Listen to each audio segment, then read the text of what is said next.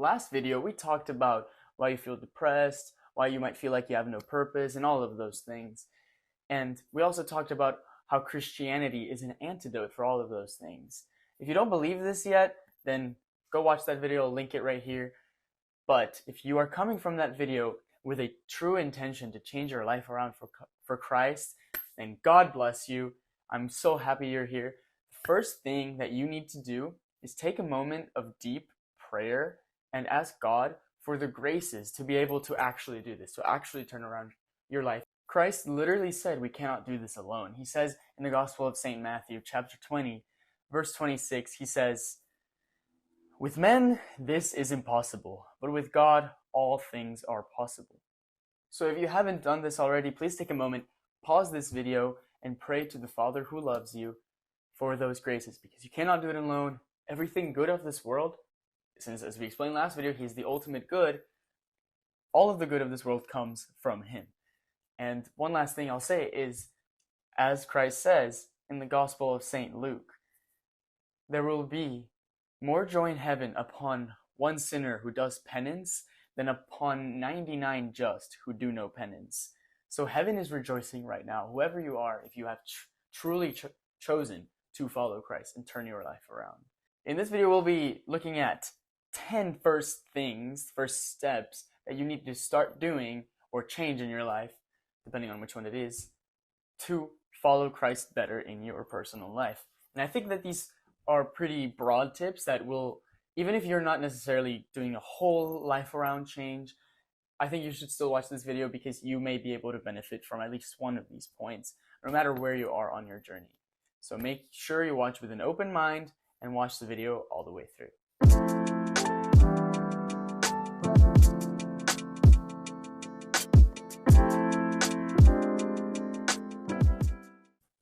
Welcome back, guys, to Totally Marianne.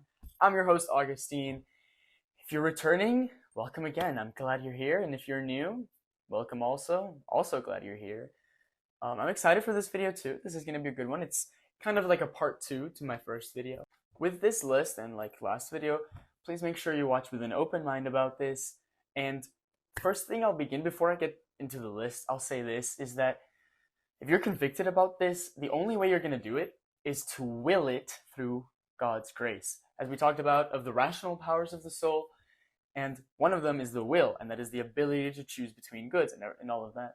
And so, yes, you're going to have to exercise that willpower and choose the good. And you have to remember this. The devil does not want you to do this. The devil wants to trick you into thinking all of these things that I'm about to tell you are pointless, they're boring, and they're not fun. They could be doing better things. All of those things he will try to tell you. That's because he has sloth energy. He's cringe. So don't listen to him. Yes, a lot of the things might seem that way. They might seem boring. The devil wants you to focus on your lower 2 passions instead of your highest rational ones, like laziness and all of those things, just like animals do, because he wants you to be like an animal. So don't let him do that. You realize that these will have to be willed. You can't just, they're not going to be easy. You're going to have to work for it, only through God's grace. But the thing is, when you ask God for those graces, then he will give you it. If it's hard, one thing that you can do, like I talked about last video, is you can make sure you unite it to Christ's passion, and you can offer it up for yourself or whoever needs help in your life. One last thing that I'll say is that if you find yourself saying, oh, this one thing on the list, I don't need help with that one, I'm good with that one, the chances are that the devil is trying to make you think that. So make sure you really analyze that from an objective point of view. If it is the case you have got that, then you can move on. But if you find that you don't have that one, then you might want to focus on that one too, because the devil doesn't want you to stop doing that. But without further ado, let's get on with the list. The first one on our list you may have expected. It is to go to church on Sundays. You should not be missing church. That is the most important thing of your life. And on Sundays, if you have something else planned, you should cancel that. You should not miss church unless for like some obvious like extreme health reasons, then you should not be missing church. And about church, I'll be specifically talking for our Catholic viewers. The liturgy should be the center of our spiritual life. The liturgy is the one non-negotiable thing that everyone should be devoted to in their spiritual life. Last video, we talked a lot about Christ's sacrifice and how that gives meaning to the lower two groups of powers of the soul. And, well, in the liturgy, in the Mass, for Catholics, we are literally present at that sacrifice. The sacrifice is being represented before us. And it's not done again or something. It is the ultimate sacrifice. We are literally at Calvary when we are at Mass. When the priest offers Mass, he is offering once again that sacrifice that we talked about earlier that renewed our relationship with God. So we should love the liturgy. And at Calvary, it unites with all of the saints throughout history and heaven itself. So when we go to Mass, we are united to all of heaven, to Christ in the Trinity. If you don't understand the Mass and don't have a love for it yet, then what should you do? Oh, well, you should pray to God to give you a love for it, to give you an understanding for it. Try to understand it, try to read about it, watch videos, whatever you need to do to learn more about this amazing gift that Christ left for us. Because he did say, do this in memory of me. This is something biblical. This is something that Christ taught us. He said, do this in memory of me. And so we should learn to love what he ordered us to do in memory of him. We should love this Mass and understand that it is the same sacrifice that he did. If you are ready to receive Holy Communion, then make sure that you do. And while you receive Holy Communion, keep in mind that you are holding your Creator. You're holding the God that said, let there be light, and there was light.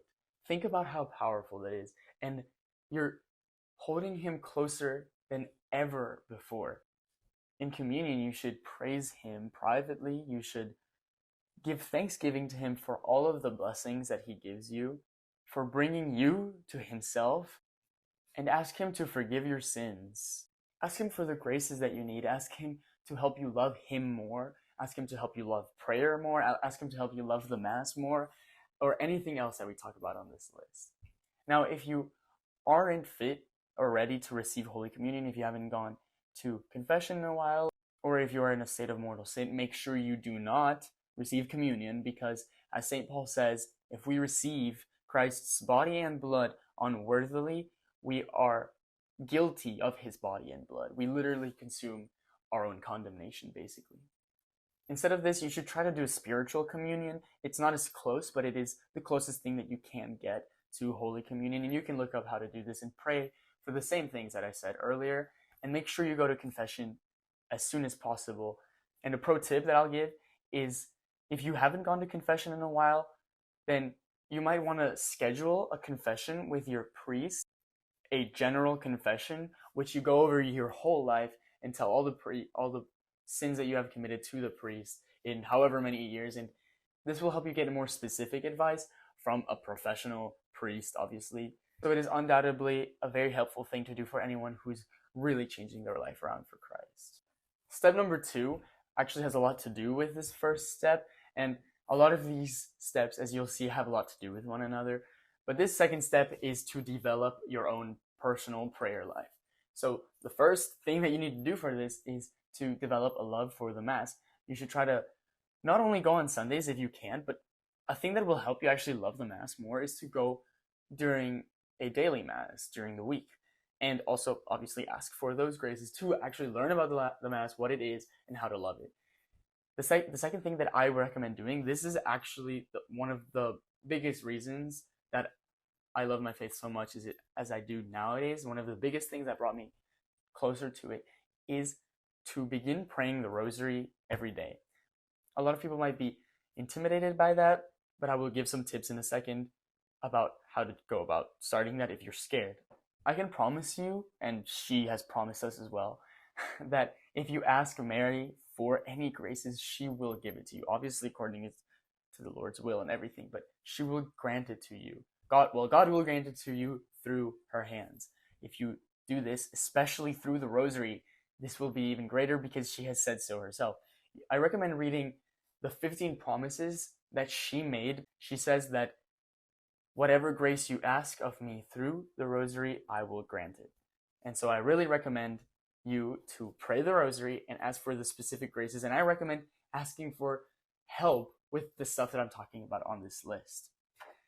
If you're scared about praying the Rosary every day, A lot of people will tell you to begin by praying one decade a day, and I think that before you do that, the best thing that you should, in my opinion, do is pray pray the 5 decades, but spread throughout the day as if you were praying one decade at a time. So, for example, you can pray one decade just when you wake up.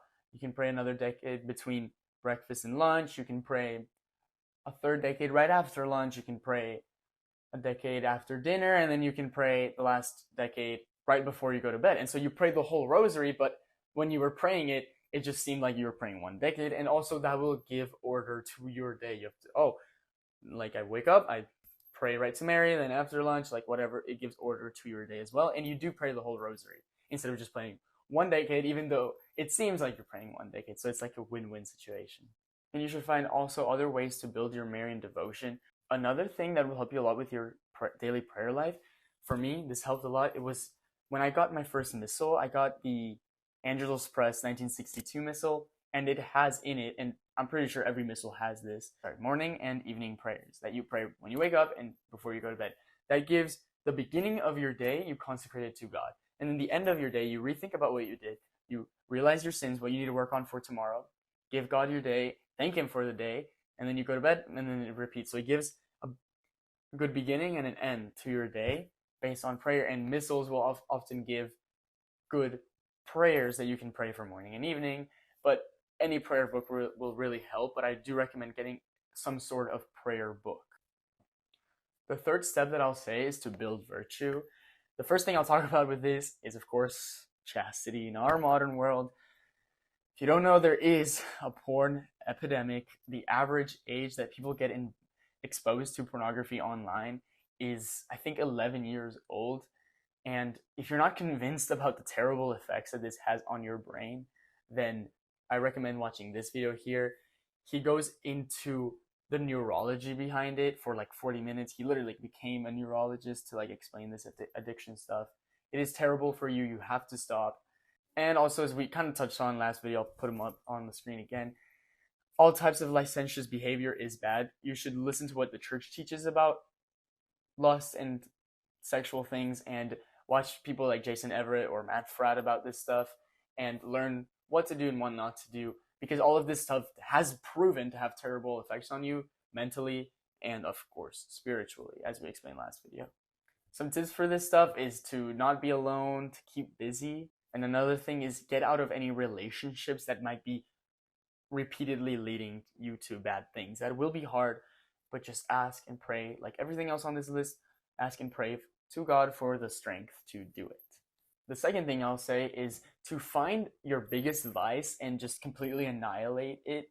So whether it be lust or pride or greed, gluttony, whatever your biggest vice is, and focus double hard on it and try to kill it. When you go to confession, also, if you're specific with these types of terrible vices, your biggest vice, then actually more graces will come to you for being more specific about that specific thing. And also, it is more likely for the confessor to give you better advice for that specific sin. And another thing is, do not lose hope if you fail. Just keep trying and trying until you finally kill it, and then move on to your next vice, constantly asking for the grace to keep going throughout the whole process. And the last thing I'll say about building virtue is that we should be really willing to be saints. Not just like, I'm willing to be a saint, but like in the Thomistic sense of the word, like I will to do this. And yes, your body will not want to do it. Your anger, your wrath, your concupiscence, all of it will not want to do it. But we have to be above that, use our rational powers, since we are rational beings, not just body like animals, and beat those bodily desires and will to be saints. And ask for the graces to do that. And we should be willing to rather die than to commit a mortal sin, because mortal sin is death to our souls for eternity. And so we should rather die than that. It's hard to want that, especially when we've just found this conversion, but we should ask for the graces to desire that. We can't help but not desire it at times, but that's when we ask for the graces to desire. The fourth thing on the list is to find a hobby. This is more to build discipline, because if you think about it, and you will see with the rest of the list, all of these things on the list require a lot of discipline. But with a hobby, it helps strengthen that discipline, that will, with something you actually love to do and enjoy. But I will give a warning, no matter what you choose, no matter how much you love it, since the devil hates every virtue and discipline is a virtue, there will be times where you will not want to do it no matter how much you love. And I will give you tips for that, but just be prepared that even if you love this hobby so much, there will be times where you will be discouraged because the devil doesn't want you to build that discipline for the other stuff, and you will not want to do it. So be prepared for it, and I'll give you tips for that too. So try to choose a good hobby that will positively affect both your mind and your physical health too. Usually I would recommend something that isn't as expensive, and I'll give you some ideas. For guys especially, the biggest one that everyone loves is to begin working out, lifting weights and all of that. So find a gym, go consistently, and yeah, obviously you'll get a lot of health benefits from it, and it builds discipline, and it looks, as awesome. It builds confidence too.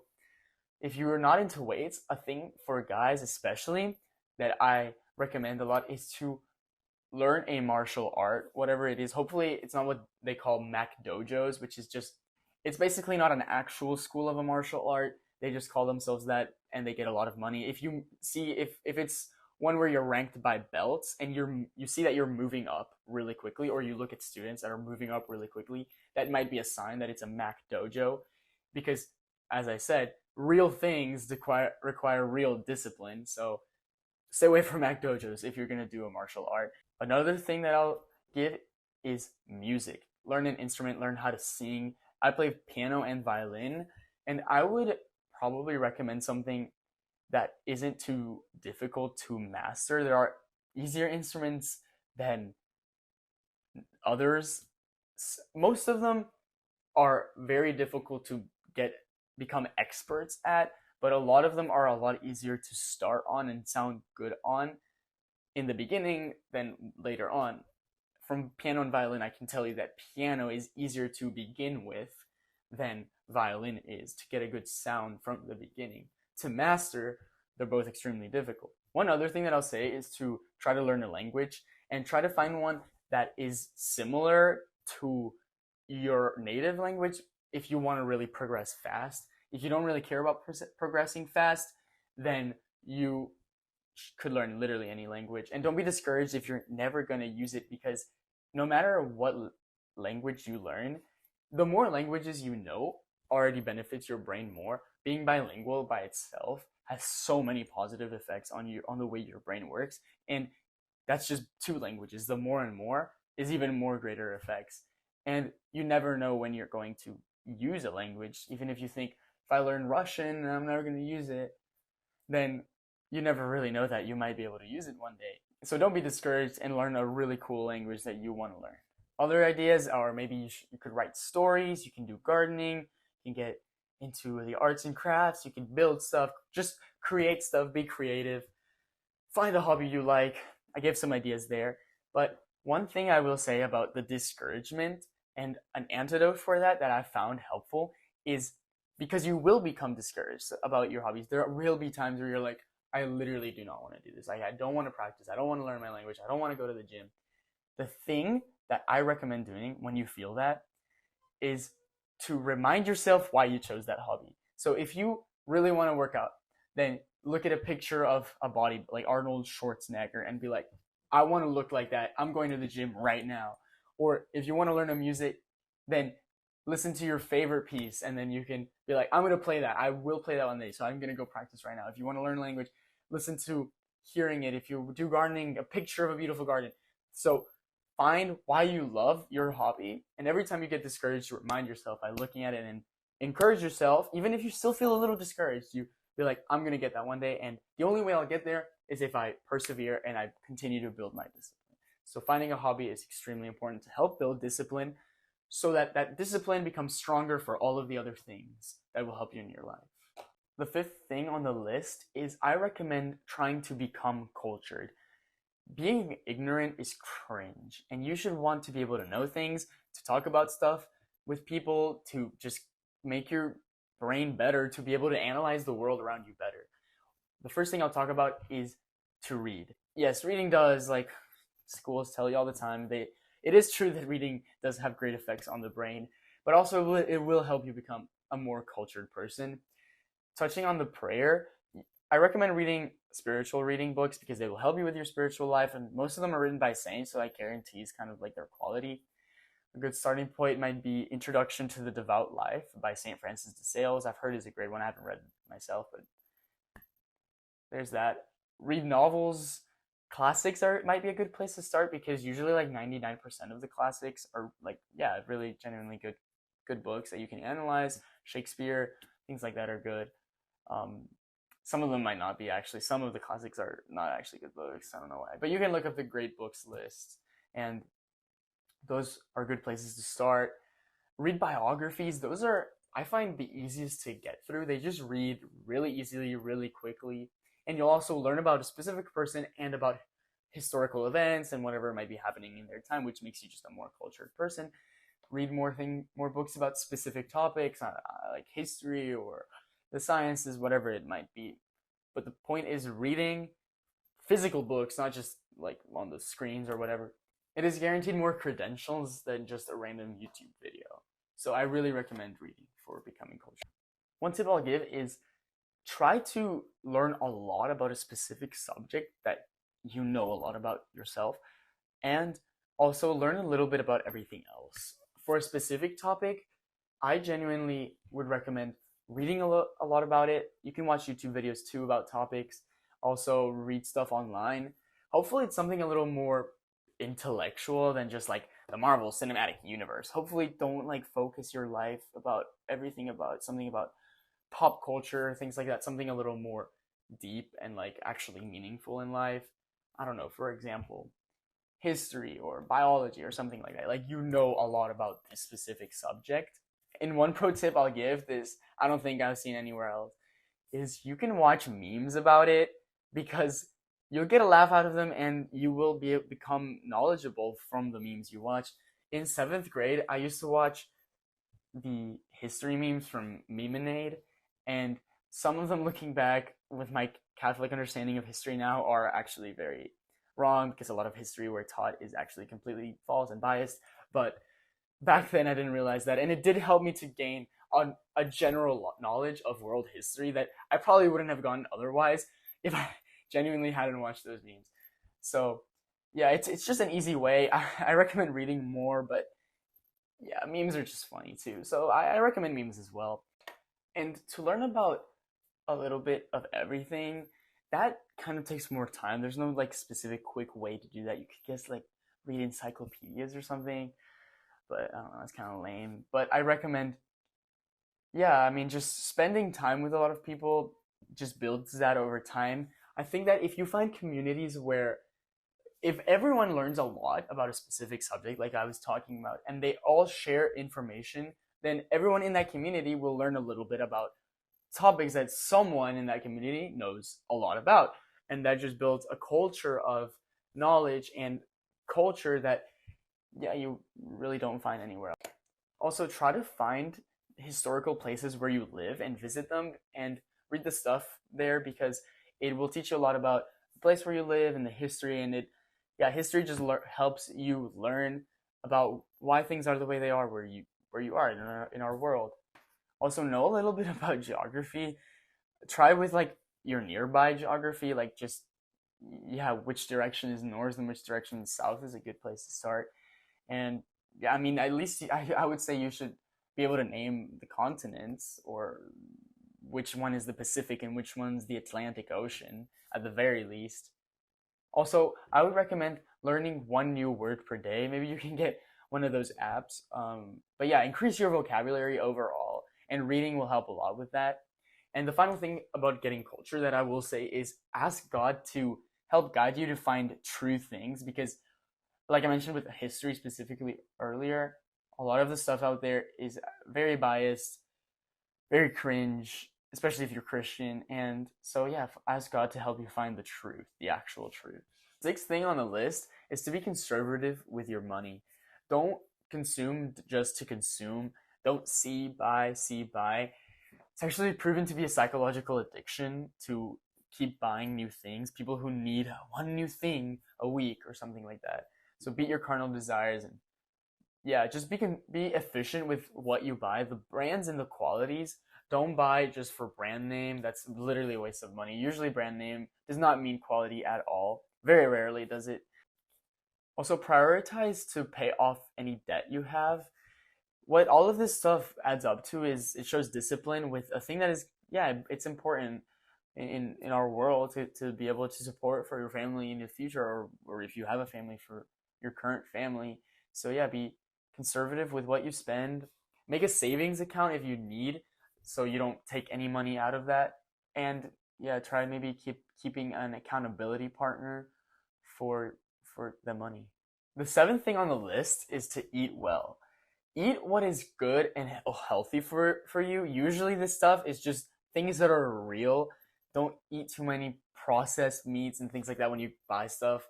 Yeah, eat a lot of protein and eat real meat, real fruits, real vegetables. Yeah, eat vegetables with your meals, with like meat and chicken and whatever you're gonna eat. Protein's so good for you. But yeah, keep more protein than the amount of vegetables. Fruits are incredible for you. Just eat fruits throughout the day. Yeah, fruit is kind of like natural candy that God created for us. It's sweet, you can make juice out of it. It's you can find any type of taste that you want from a fruit, from sour to sweet and anything in between. Really try to avoid fast food and yeah, just stay away from it. Also avoid chips and like snacks like that, unhealthy snacks. Replace that with things like fruits and things like that. And also avoid candy. Like so, if you actually research, and this goes for the other two things as well, the stuff that a lot of candy's made out of, it's like cockroaches and like it's disgusting stuff. So try to avoid it as much as you can. Also avoid eating a lot of soy, especially for guys. You can look up why, but yeah, soy is pretty bad for guys. Onions are a great replacement for soy for guys if you need the tip. You can make real food taste just as good or better than fake food. Like you have to realize that a lot of especially American food is literally drowned in fake sugars to enhance the taste. So we like concentrate and like can't live without that like disgustingly concentrated fake sugar in those foods. But the natural, if you have to get accustomed to it, it's always going to be worth it. You'll find that it tastes so much better. A quick example is syrup. Like the Aunt Jemima syrup and all of those that we eat on pancakes and stuff. Compare that to real natural pure maple syrup. That the real natural is just better tasting and it's just healthier for you because it's not made to literally trick your brain into like wanting so much sugar because sugar is addictive. That is unnatural for you. Drink water, drink a lot of milk. If you're gonna drink juices, I would recommend obviously natural juices instead of the fake stuff that's just as bad as soda. So yeah, try to avoid soda. Avoid too much alcohol as well. For guys, alcohol literally can turn your testosterone into estrogen, like it converts it or something like that into estrogen. Like you're becoming a woman. So that's cringe. Cut it down. Control yourself with the alcohol. Also, a lot of people might be needing to hear this one. Go easy on the coffee, and also for whoever needs this, for in the energy drinks. Coffee and energy drinks are literally addicting for you because of the caffeine, as has proven, and I know that a lot of people can attest to that in their own lives. But that's not the only bad effects that it has. Especially with energy drinks, it can do a lot of heart problems in the future that you will regret. Just stop coping and go to bed earlier instead of staying up until 2 a.m. on Instagram, which leads to the next one on the list, which is lower your screen time. The average screen time, literally just on phones, from what I saw in America, is 7 hours and 5 minutes a day. And add onto that time on TV and other screens as well. Spending a prolonged time on screen is objectively bad for your brain and for your eyes. As I know we've all heard the studies, but it's actually true. And why not do a favor to your own future self instead of getting the immediate gratification of the video game or TV series that I'm going to watch and just put the phone away you've watched enough. You've already watched a 40-minute episode. Social media is extremely addictive. You'll find yourself scrolling and scrolling, and we've all heard the studies, but it's actually true if you're honest with yourself. It also has very bad effects on your confidence and perception of the world around you. It also can occur on Netflix, where people would just like scroll Netflix and other streaming devices to literally just find something to watch. Like you're not going there to watch something specific. Like you're just scrolling to see if there's something to watch because you just want to spend your time doing that instead. This is an abuse of recreation, and it must really be balanced. I recommend, yeah, just replacing that time that you spend on screen with the hobby, with praying, or any other stuff we've talked about on this list. And I have 2 tips for this. Obviously, turn on screen time on your phone. This is a pro tip as well. Turn your phone on grayscale. I have it to where I can triple click my side button and my phone will become grayscale. And it's proven that the colors of apps have addicting effects on your eyes and keep you wanting to go on the apps more. Grayscale is actually repulsive. Like if you turn on grayscale, you will not want to go on your phone. The next thing on the list is to be organized. This will actually make you feel better about yourself and make you feel a lot more professional. And that's because it literally is just more professional. Also, studies have shown that the more organized you are in your workspace, the better you work, the more diligently you work, and the higher quality you work. We'll talk about this a little more on the next one, but keeping your space organized also shows respect of the area where you're at. Keeping your room, your house organized shows that you care about the place where you live, where you work, your office, like anything that it is. It shows the due respect of what you're doing. If the area around whatever you're doing is disorganized and it's not cared for properly, it just shows that whatever you're doing doesn't actually deserve that care for it. Therefore, the thing itself is pointless. And try not to keep it organized only when people come over. Keep it just for yourself and for the essence of just whatever you're doing and keeping your life organized. Keeping organized will also help you keeping track of where things are and finding things easier. And with everything else on our list, it also just builds discipline. And 2 things, as Dr. Jordan Peterson says with this one, is make your bed. Every man, every woman, the second you wake up, make your bed. Make your bed. And another thing is also check your email. The amount of people, the 10th and final thing on our list is to be confident in your appearance. And what I mean by this is kind of twofold. First is to not really care about what other people think of what you wear or how you're dressed or whatever. But secondly, make what you wear like worthy of that self-respect that you give it because you want to like it. You don't care what other people think about it, but make it something that's objectively worth liking. Just like organizing your room, what you wear shows how much you respect what you're doing. And so wearing Adidas shorts and a Friends shirt because you want to let people know how much you love the show Friends doesn't really show as much respect for whatever you're doing. Now, maybe if you're just laying in bed, having a leisurable time, sure, that might be appropriate because your clothes represents that. It shows that it's just a short and a shirt, like it's nothing, not a big deal. But if you're going to go out and show yourself to people, if you care about the person, like wear something that shows, yes, I wear this because I respect you. And what I'm wearing isn't just something I can throw on in 3 seconds that's very basic and objectively unstylish. But it's something that I actually put more thought into because I care about you and I respect you.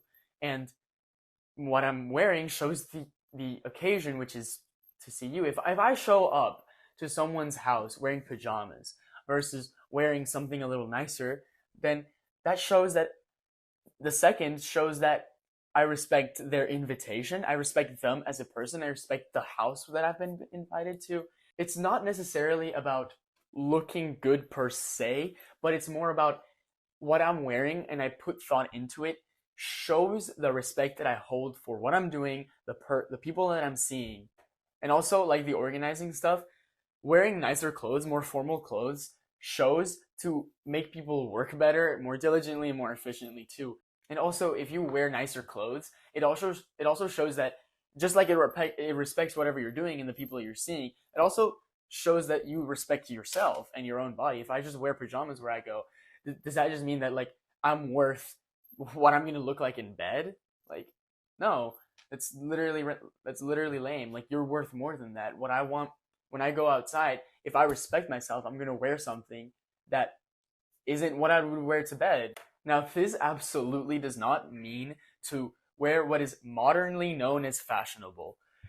This does not mean to go out and wear Gucci or Supreme. Those are simply brand names. They have nothing of quality, nothing of actual fashion in and of themselves. Dressing well really has nothing to do with the brands, but more of just the style itself. And it does not mean also to wear white tie literally everywhere you go. Dress according to the occasion, of course. But classic clothing can never go wrong, as it has stood the test of time and it has proven to be what works. Also, if you have trouble figuring out what to wear, try asking a lady who dresses well for tips. And guys, for Mass, at the very least, wear a full sleeve dress shirt, because it's not necessarily about God forcing you to wear that to worship Him. It's He is our King and we want to worship Him. So why don't we give Him the best that we've got? That's what dressing well for Mass is. It's the same thing. If you know you're going to be in the presence of the Eucharist, then wear full pants. Don't wear shorts, because there's nothing like inappropriate about wearing shorts or something like that in the presence of the Eucharist. It's yes, even if it's warm, it's God, I'm going to be in the presence of the Almighty King. Yes, He's also a friend, but it's I want to give Him the best that I've got. Basically, put thought into how you dress, which will show yourself the respect that you have for yourself, and that in turn will make you a more confident person. Also, if you're made fun of for dressing more classically, then those people who are making fun of you are literally letting their carnal laziness overpower their will, so that they wear something that's essentially less formal than 19th century pajamas. And also, be well groomed, be neat in how you dress, be modest. It just shows respect for yourself and what you're doing overall, and also has positive effects, like it will make you work better and more confident in yourself. So that's the list. I thank you for watching this video all the way through. As you can probably tell, you can connect the dots, but a lot of these things have a lot to do with one another. For example, eating well and not being a consumer just to consume have to do with each other. Like, you don't do you really need to buy those Auntie Anne's pretzels at the mall? Overall, yeah, be prayerful, be efficient, and be disciplined. Make a list of the stuff you have to do if you need. Remember to ask God for the graces, because we cannot do it alone, as I explained. So remember to ask Him for those graces. Keep me in y'all's prayers. I'll surely keep you guys in my prayers. May God bless you, and may Our Lady keep you. Saint Francis de Sales, pray for us. Our Lady of the Most Holy Rosary, pray for us.